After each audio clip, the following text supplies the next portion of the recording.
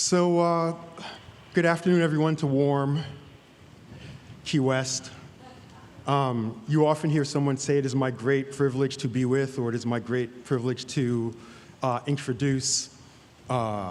Sometimes they mean it.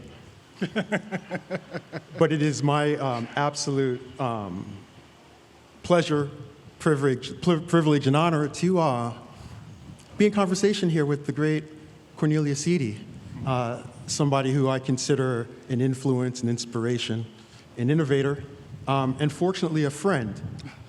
I had just joked with him in the back about how we should have brought our guitars. If you haven't heard any of his musical work, he is a sublime musician and band leader. And I would imagine that his theater work and poetry work speaks for itself. But what we're going to do today is, for what, 40 minutes or so? Yeah. Okay. Maybe 35 and open with some questions, I don't know. Yeah. But we're just going to wrap on this topic, what happens when blackness rhymes with blackness?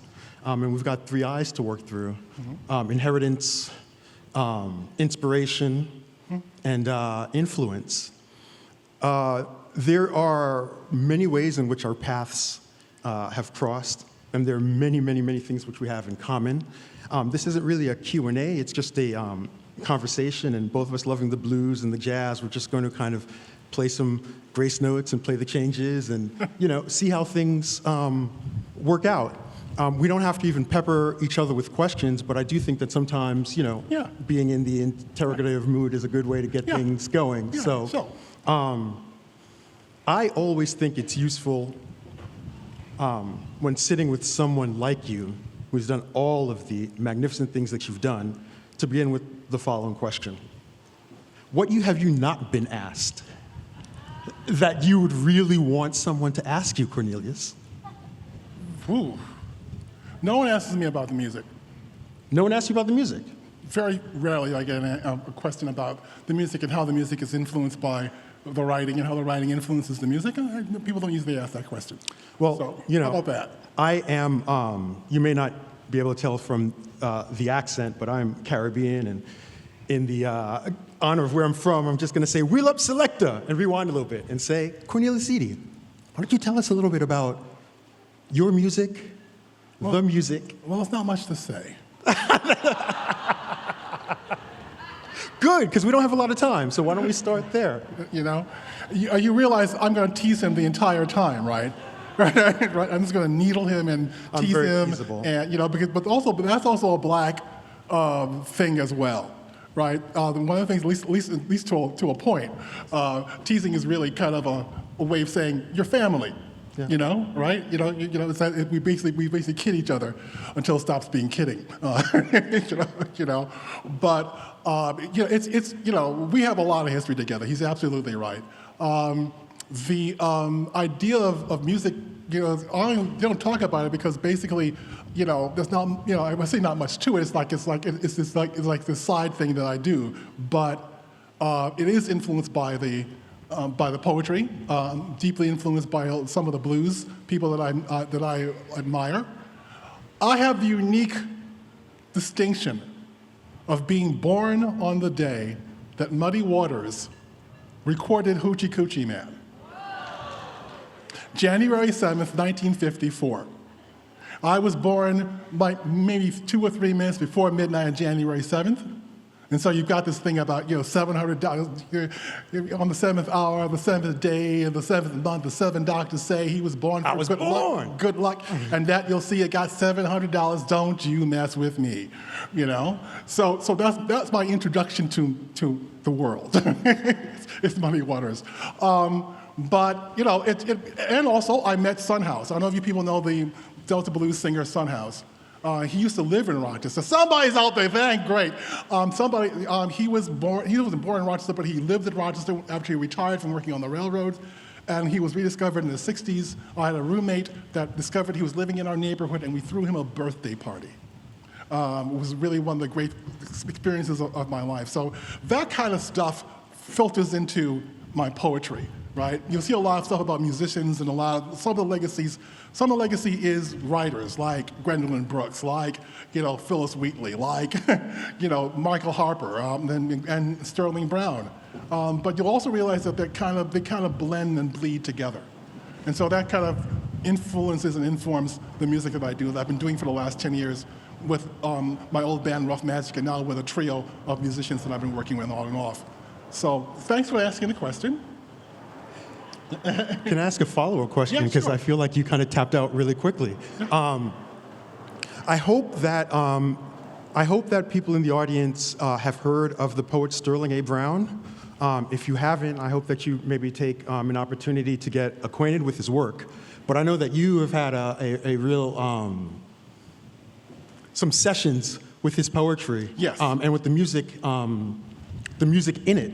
Yeah. And I was wondering if you could maybe kind of talk a little bit about the poet and your music and where the two come together. Well, Sterling A. Brown was a contemporary of Langston Hughes. I'm going to try and make it the quick version of this. And I call him the poet laureate of the Jim Crow South.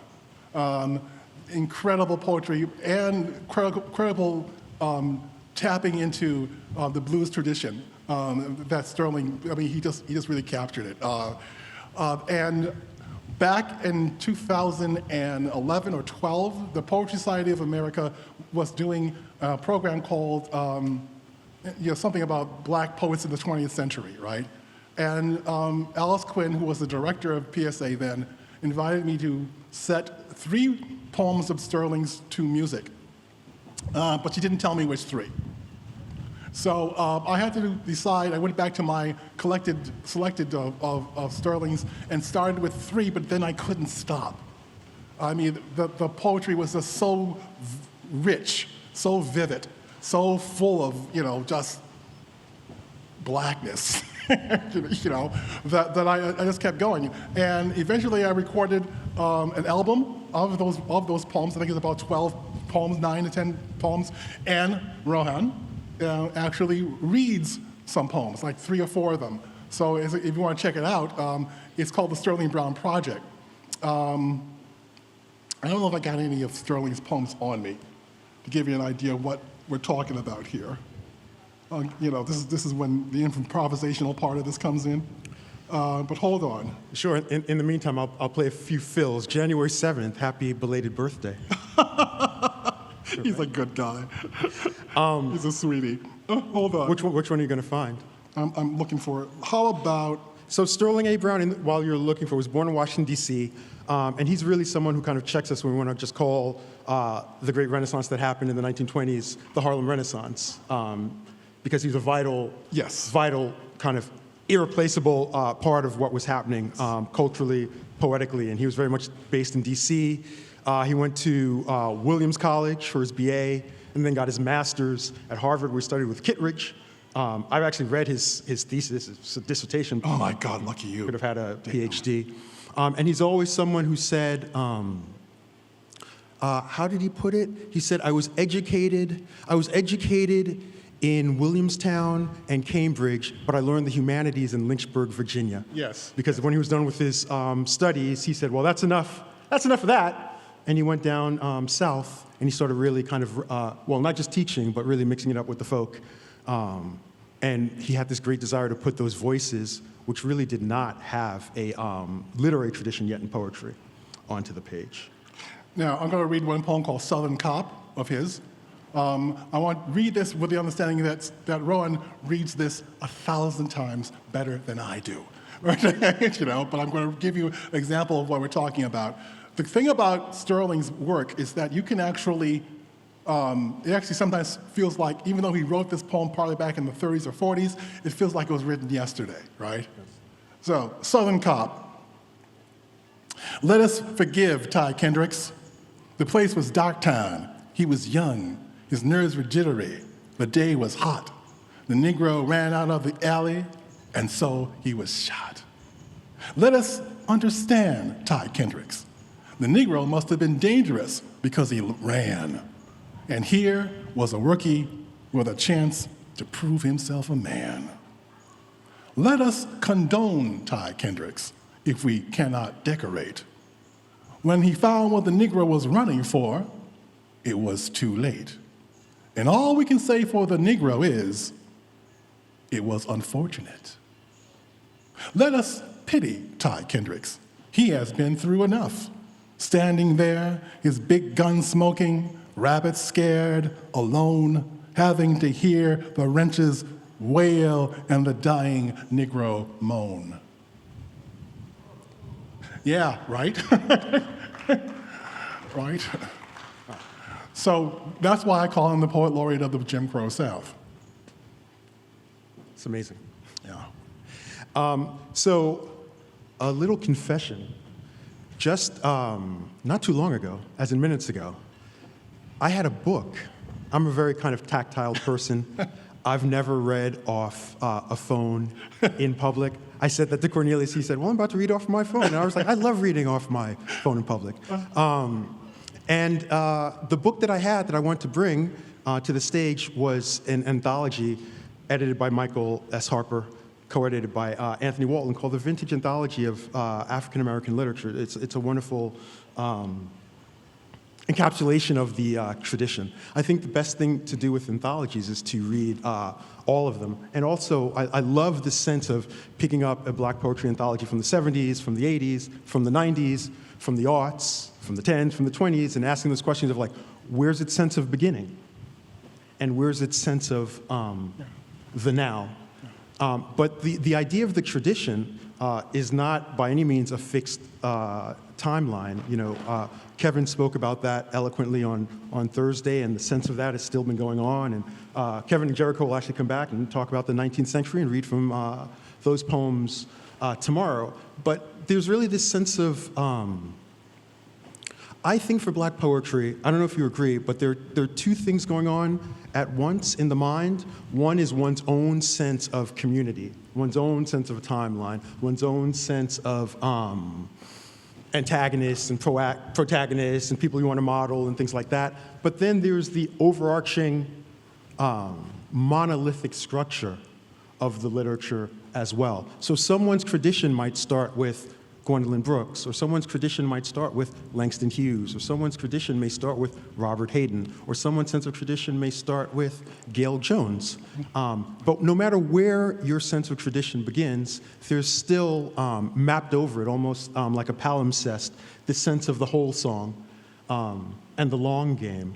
What do you think about that? It's the way in which I think about the experimentalists, the traditionalists, you know, because we're complicated folks and we have our ways of writing and our styles, right? Yeah, right. It's the way in which it fits all in. It's like Ralph Ellison said, I don't believe in either or, I believe in both and. What do you think about that? God, I don't know.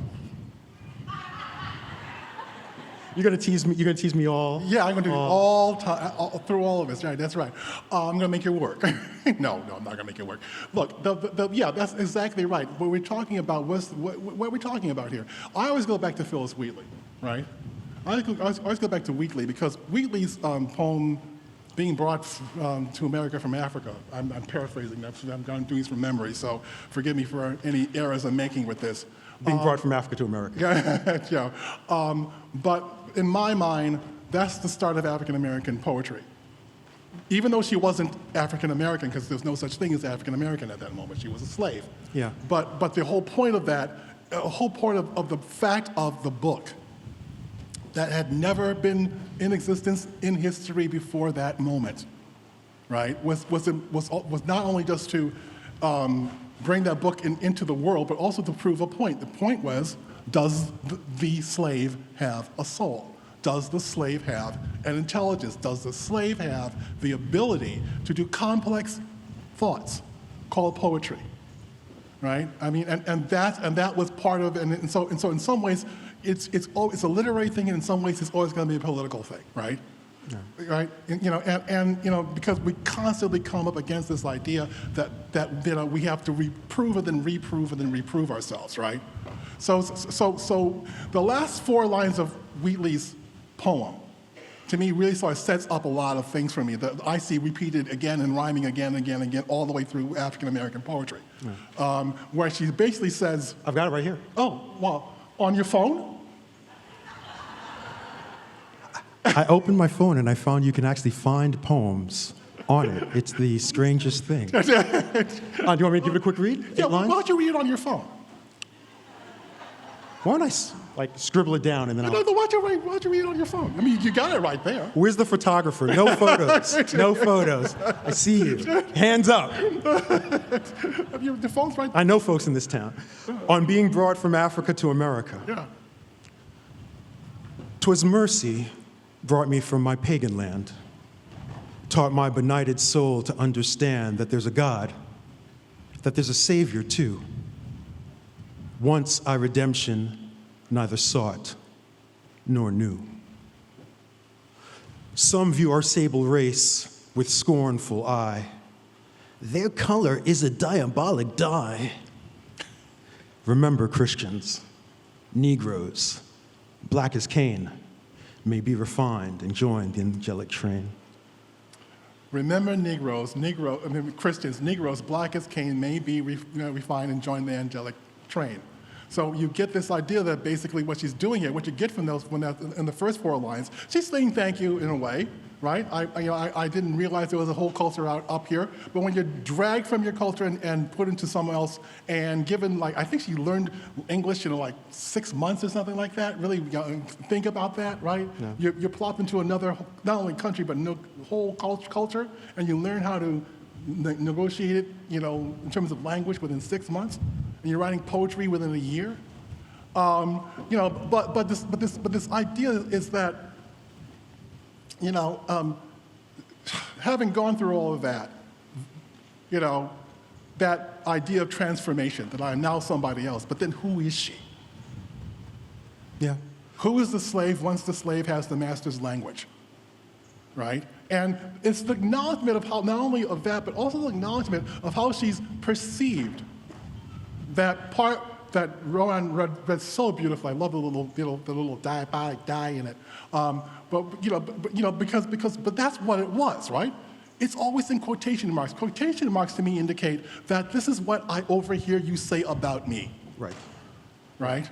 Even though I have learned your language, even though I have embraced your God, even though I live among you, this is what I hear you over say about me in earshot. Yeah, not I see you, but I hear you. Right, it's what I hear. This is what you really think about me, and I'm going to remind you, Christians, of what you've been teaching me. Right?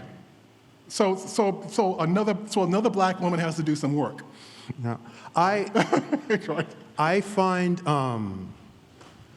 that poem absolutely astonishing, and I misread it all the time. I love misreading poems. I misread poems all the time. I find that it's incredibly empowering and part of what we're supposed to do. It's what doesn't ossify the tradition. And so I sometimes imagine that she wrote this poem. It's 8 lines, 1 block, but 2 full sentences that take up the 4 lines, yes, right? Yes. 2 quatrains. Yes, 2 quatrains. So the 2 parts you could easily move around, yes. blocks. Yeah. So what happens when you go, wheel up selector, right? Yeah. Some view our sable race with scornful eye. Their color is a diabolic dye. Remember, Christians, Negroes, black as Cain, may be refined and join the angelic train. 'Twas mercy brought me from my pagan land, taught my benighted soul to understand that there's a God, that there's a Savior too. Once I redemption neither sought nor knew. It's the same content, Yeah, exactly. but you end up Right. leaning Yeah, on yeah. her past life Right. instead. Yeah. And I feel like her poems are filled with these little Easter eggs and kind of They are. opportunities and offerings to read dangerously, right? Shout out to Edwidge, wish you were here, but to really kind of read, and Camus, to really read dangerously, which I love. I want to, you're gonna tease me a lot now, I'm sure, but I want to push back on Wheatley a little bit, not the poet, but the figure, because Phyllis Wheatley wasn't the first black poet to write poems, as we know, by no means. No. But she was the first to publish a book. A book. Yes, I stand corrected. No. You didn't say. You did not say she was the first black to publish a poem. Okay. You focused on the book, but we tend to conflate the two. Yeah. The poem is incredibly important. Lucy Terry. Right. Jupiter Hammond. Hammond, yeah. Right? Right, absolutely. And we can go on and on. People who didn't publish books. There's something that happens and is both tragic and triumphant in Wheatley's story, and it's that she enters into like the vortex and really the violent maw of capitalism in making that book. Yeah, yes, yes. But blacks were writing well before poems of various subjects, religious and moral, came out. And I find it increasingly important to remember that our widespread mainstream love of Wheatley, I think, is actually a misplaced love of objects and capitalism, that we can relate to a book as an object and go, but we don't talk about Jupiter Hammond. And we don't talk about Lucy Terry. No, we don't. You could go to college and have a class Right. with, Cornelius or whomever, and then you'll have your semester. Right. But they're not writers who enter into, as they should, kind of so true. Our sensorium. Yeah. And it's messed up. So I find myself thinking that the first black poems were the first utterances by the people who were stolen from Africa and put here. In whatever language they said no, or let out pain, or simply sang, or even drowned, right? Poems are things that sound good that you believe in. Full stop. That's much harder to do than it sounds like. It's really easy to say something that sounds good and not believe in it at all, right? Yeah, yeah. And it's really easy to say things that you believe in, right? I could rant right now about a ton of shit. Yeah. It's not going to sound good. But finding that balance, which Wheatley did, Yeah. and maybe she also had to then experience influence and inheritance to get there. She was certainly active and corresponding with contemporary black artists and everything. She did. And in that sense, it's a model of how to be. There obviously was no cave canem back then, No. but she understood the importance of congregating, which is incredibly important. And I do think I agree with you. It's really important to chase down a first idea, right? And when you think of a genre, even white American poetry, what is your first idea, right? Yeah.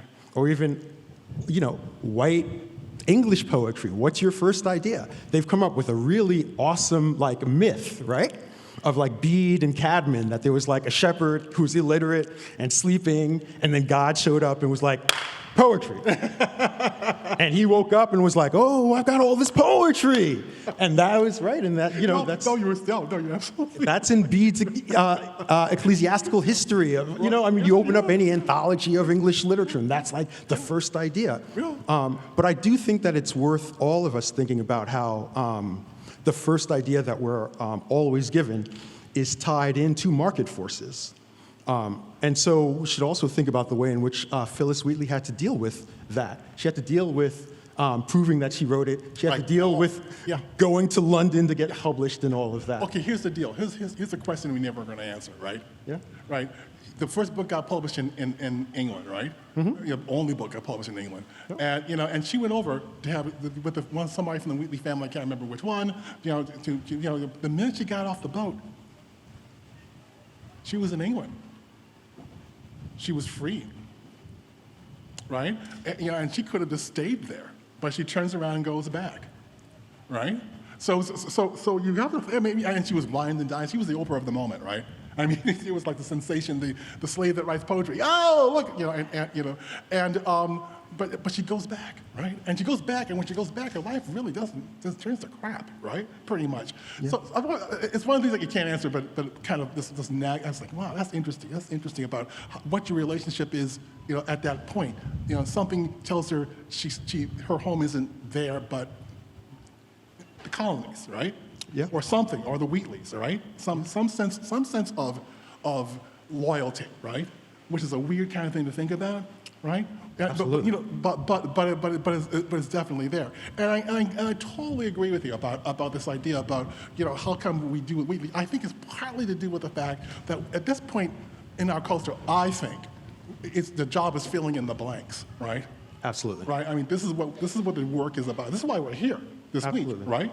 We are making people, and we are filling in the blanks, right? Yeah. So when you get to Wheatley, in my mind, the book has been, oddly enough, in some ways, looked at too much and then not enough, right? Right. Completely agree. Because there are things, like you were saying, there are things that are sprinkled all through that book, right? That tells you stuff that you were simply overlooked or passed over about what she was actually writing about. Mm-hmm. She actually writes about being a slave. She actually writes about her memories of what the memories she has in being in Africa, right, when she was a kid, right? And it's really just but you have to really dig for it. It's a fascinating document. I think it's I'm not to take nothing away from the other poets, which I think is also part of the filling in the blanks. But it's also this thing for me in my mind, sort of like that is a unique book. Unique as all the other unique books that come out that come out and we worship and look at and read over and over.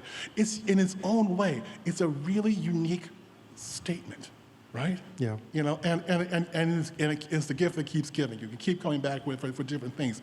But I also agree with you. I mean, it's complicated, as they say, right? Right? When we start trying to unpack these things, right? Yeah. But they need to be unpacked, right? And they need to be, get as much information as we possibly can. And as you said, I agree with you. A lot of this is lost forever, right? A lot of this we'll never know about. We'll never know about so many poets and everything. Also, in some ways, to go back to the commercial part of it too. It also kind of goes back to why you have the vintage African-American anthology in the first place, right? Because it would go back to this idea of poetry and then black poetry, right? Right. Also, kind of the acknowledgement that because there are really so many good black poets out there, incredible black poets out there, but we're not going to get into that container. Right, Colin Norton anthology or whatever it's going to be. So what do you do with all these poets that are, what do you have to do to sort of acknowledge the fact that these poets actually are operating and doing something, and there really is, something that goes back, a tradition that goes all the way back, right? And these different poets have been dealing with going back and forth in the tradition. I just finished doing my workshop here, right? And I was just thinking about that because I was just finished the workshop, right? When a lot of students go to a workshop, what they're doing on some level, in my mind, is that they're trying to start a conversation with literature, right? The books that set them on fire, the poem that actually said, I want to do this. Yeah. And they want to go into this conversation, right? But when African American poets do the same thing, or think they have the right to do the same thing, it gets complicated, right? Or has been complicated, can get complicated. I was thinking about one of my students in class was writing a poem about something her dad said. They're white and they grew up on a farm in ranch in Texas, and the thing about the relationship of the person who was the woman who was the washerwoman or the servant there. And the relationship in terms of work, and then how it was on the farm, on the ranch, and then in town when it was segregated. When they'd all go into town on Saturday night, and then they'd go downstairs. The couple would go downstairs, and the servant would go upstairs to that, right? Yeah. And we were talking about that, and then somebody, one of the participants, a Copy Conum fellow, started talking about it and breaking it down in ways that I think those questions wouldn't have been raised if they had not been at the question, about what it is for black women to actually do this kind of stuff. And I was thinking when I was going through that, I was thinking, yeah, that's right. That's how the conversation changes, right? Yeah. Right. That's how the conversation gets altered, right? Because otherwise there had been a poem that was just talking about, oh, my dad might have been a racist, right? And I don't want to talk about this, but it was sort of like, okay, how do you bring the black woman into the poem? And who brings that question to the table? A black woman. A black woman. Right? Right. Right? The stuff you don't talk about, right? or the stuff you don't know enough to talk about, or stuff that you won't consider, because the way you used to think about dealing with workshops is like, it's that what you're going to get, right? That kind of thing. And then you get a little tension because of that, right? But it's what she knows, and the information that she knows that it needs to be in that space, right? So that's what I thought was really cool about that moment. I want to take a workshop with you. Well, you reminded me of the end of Rita Dove's poem Canary, which is for Billie Holiday, and dedicated to Michael S. Harper. And it ends, if you can't be free, be a mystery. Yeah. And sometimes when you talk about things never being solved and filling in the blanks, is this sense of kind of constant, balance between freedom and mystery. Can I ask you a question? It depends on the question. Okay. What is mentorship to you? Oh, wow. Can I actually? I'm asking you a lot of questions about my questions. Since I'm using my phone on stage, I have a text from my father. What explains Geno Smith playing so well? We'll talk later, Dad. Okay. Mentorship? In the vintage anthology of African American poetry, all the poems in there by Gwendolyn Brooks were selected by Gwendolyn Brooks. Michael Harper and Gwendolyn Brooks were really close, and Gwendolyn Brooks used to always kind of be bothered by the fact that people wanted her greatest hits, right? They wanted to show up and do, we real cool, we skipped school, we look great. Great poem, right? And it's in that anthology too. But she got to pick her poems, and I'm really caught by the fact that she put in the last poem in her section, this poem, Mentors. Poem number 2, read off her poem. Mentors. For I am a rightful fellow of their band. My best allegiances are to the dead. I swear to keep the dead upon my mind, disdain for all time to be overglad. Among spring flowers, under summer trees, by chilling autumn waters, in the frost of supercilious winter, all my days I have as mentors those reproving ghosts.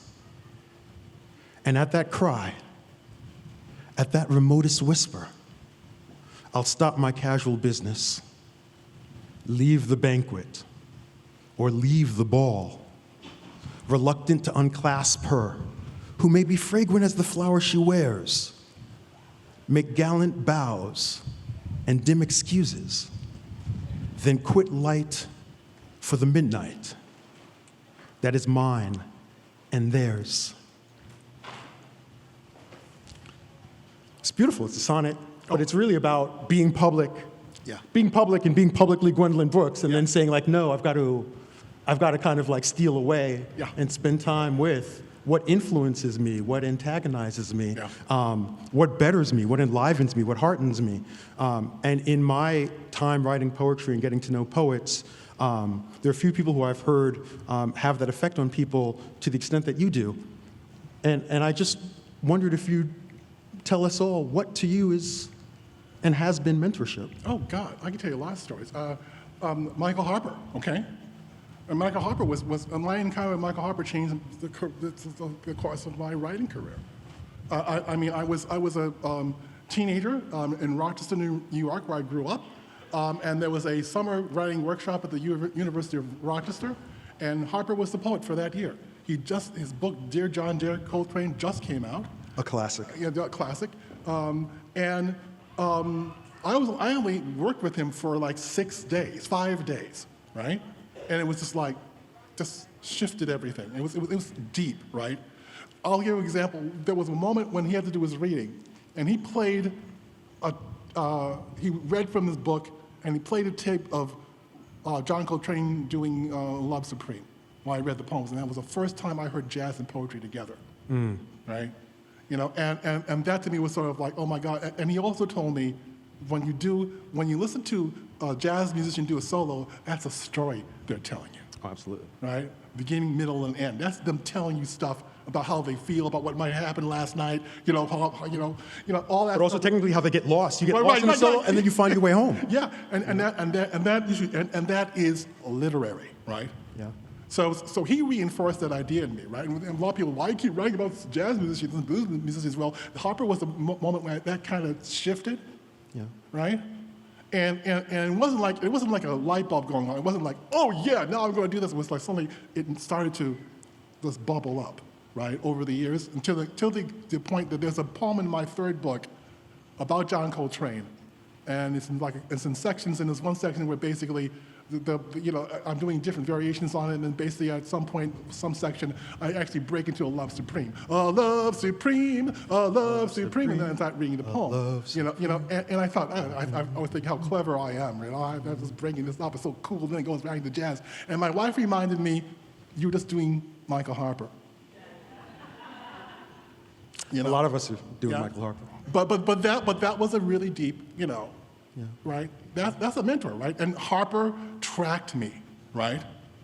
It wasn't something mad. He's like, I like you, man. This guy like he actually tracked me, right? No, and like I told you, I would be in his office, and he'd be talking about you when you were at American, when you were all around and things like that. Yeah. Well, he got me. He helped get me tenure at Stony Brook. Really, he was the last letter to come in. He got me in those anthologies, right? I know you don't write to wait for somebody else to tell you what kind of writer you are, right? You really don't. But Harper's doing that to me, simply saying, you're in this group. I think it was like 50 poets in the first one, something like that, that you are in this group, and this group includes some really incredible poets, right? And Harper simply telling me, I belonged. Though knowing him, he didn't say that to you. Now, well, Harper would never tell you that to your face. Harper was this. You see how he's being mean to me up here? Multiply that by like 8,000, and that's Michael Harper. But that's what it is. Harper would not do that. People would be afraid of Michael Harper, right? Oh, yeah. Because he was this big kind of, halfback kind of guy. Could walk into a room. He'd walk into a room. Harper would say, he have these books under his arms, right? Say, you gotta read this. Have you read this?